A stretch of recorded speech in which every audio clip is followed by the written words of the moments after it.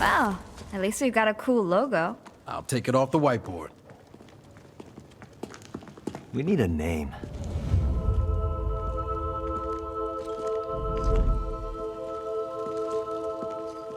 The Saints.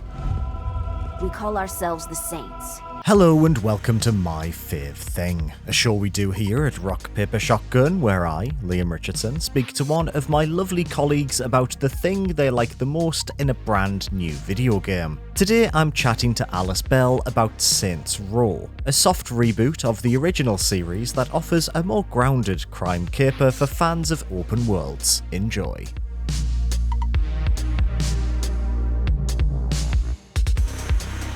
Hey Alice, thank you for joining me again today. Thank you for having me. Always a pleasure, never a chore. So today we're chatting about Saints Row 2022.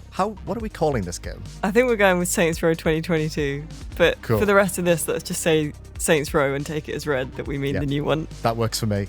So what is your favourite thing about Saints Row? My favourite thing about Saints Row is the setting, the city Santo Ileso, which is a fictional new city. It's kind of a mashup of all the best bits of the southwest states. In the US, I should say. It's not like Bristol and... I would love a Saints Row set in the south of England. I think that would be really fun. As you say, this is a mashup of loads of different recognisable spaces, but sort of glued together in a much... Well, it's quite a sizable map, actually, isn't it? Yeah, it's pretty big. Yeah. It's a weird city. It's built like around a big lake, but there are different districts and areas of it. There's a bit that sort of feels like, Las Vegas. There's a bit that feels a bit like California and sort of, skyscrapery and sort of Silicon Valley. The surrounds are quite Nevada deserty, I think. Mm-hmm. And then there's a bit that reminds me of San Antonio, which is a place I've been. That's the one place I've been in Texas, so that's probably why it reminded me of that. But the different bits of the city are very cool, and there's a cool kind of identity to Santo Ileso that I really like. There's a lot of weird sculptures, for example, everywhere. Yeah, the amount of graffiti and art, and it has a great bridge as well. I really want to say that. There's that weird like twisty bridge that's just next to the church. That's serves as your home base in the game. That's a great bridge. Just looking at that as the sun sets, that's a very pleasing visual with the city in the background. It's a cool bridge, yeah. I think it's nice as well, compared to the previous Saints games, which were always set in, if memory serves, I think 3 and 4 were set in the same city of Steelport, which I think suffered a little bit from that 360 PS3 generation problem where it was very grey. It was very generic. Yeah. Super grey, yeah. And if there's one thing this game does, is it almost seems to have looked at that setting and gone, let's go literally the opposite way. Because Santo Ileso is constantly drenched in sun and it's popping with colour, and it does have this really pleasing, like you say, parts of it are really worn down. There's the large mountain shaped like a tiger's head, which is quite nice. Yeah, quite a nice thing to be in the background as you're driving around. Yeah, it's good. I also like the city. I found driving around the city to be one of the more pleasant activities in this game. I think it's like, as compared to the other games, like it's much easier to sort of know where you are in the city and sort of know your way around a bit and recognize, like I'm near the fireworks factory, or I'm downtown next to the skyscraper shaped like a boot.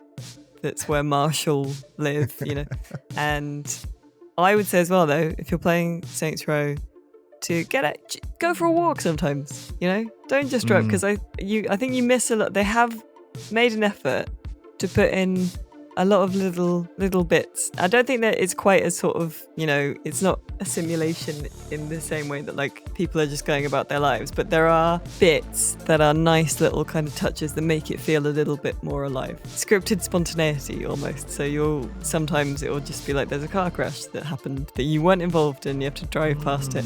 Or if you go to a spot in the desert at night, there are just some kids like firing off fireworks in the middle of the desert. It's cool. Which I thought was pretty cool.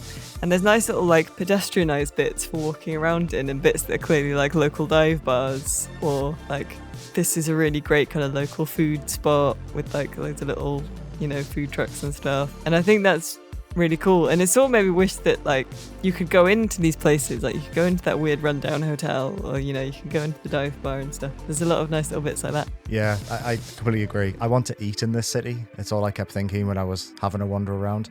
I do like that most of these little places you're describing, little restaurants, little dive bars, quite often they double as shops that just sell outfits based on their branding. Yeah. Which I thought was quite nice. So you find like this cute little ice cream parlor that's overlooking the river, and then you can just buy an ice cream costume from there. Or there was a barbecue hut in the middle of the industrial section, and you can buy like a pig mask from there.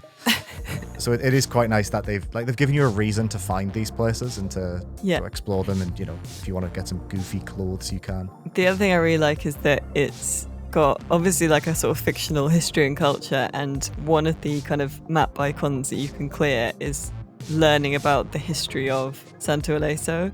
So you can go around, and there are little like tourist attraction-y kind of little speaky history thing where you press a button on the little board and then the speaker will give you a bit of history about that area, and then you have to do all 5 around the little ruined fort or the different area that you're in, cool.